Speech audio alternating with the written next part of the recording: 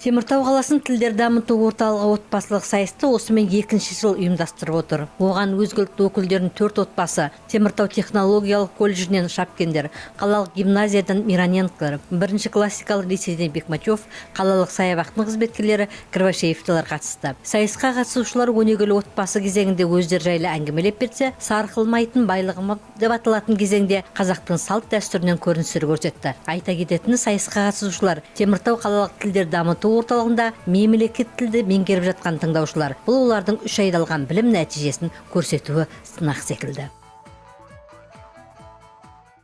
Наурыз мейрамын өткізе отырып, біз қазақ халқының салт дәстүрлерін білуге үйретеміз, және де осындай іс-шаралар арқылы жалпы тілді үйренуге қызығушылықтарын арттырамыз деп ойлаймын.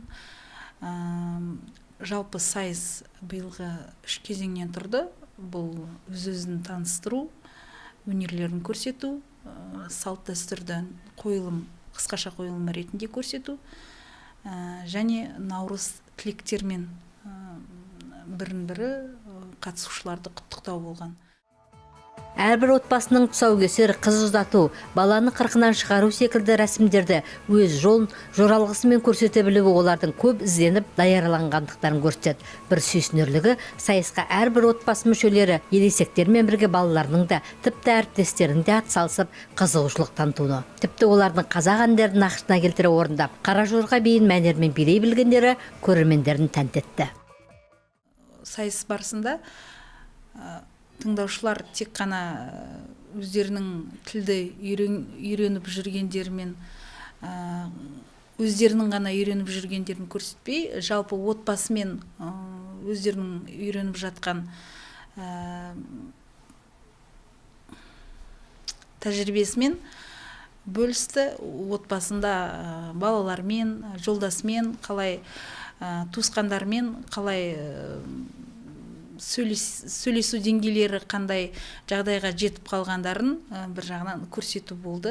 Және де мынау салт дәстүрді көрсететін кезде тыңдаушылар тек қана осы мемлекеттік тілді үйрену аясында ғана емес, олар өздері костюмдер іздеп, музыка, жалпы биылғы тыңдаушылар өте сондай белсенді қатысты, дайындықтары да өте жоғары деңгейде болды. Осылайша мемлекет тілге деген ерекше құрметтің көрінісінде болған отбасылық сайысқа түскен 4 теміртаулық отбасылардың мемлекет тілді меңгеруі қазақтың салт дәстүрінің шынайы да әсерлі көрініс көрсетуіне, көрсеткен өнерлеріне баға берілді. Әділқазылар алқасының шешімі бойынша 3-ші орын Шапкендер отбасына, 2-ші орын Кривошеевтер отбасына берілді. Сайыстың 1-ші жүлдесі Бекмачевтер отбасына берілді, ал бас жүлде Мироненко отбасына берді. Ұйымдастырушылар отбасылық сайысқа қатысушылардың барлығына дипломдар мен бағалы сыйлықтар табыс етті.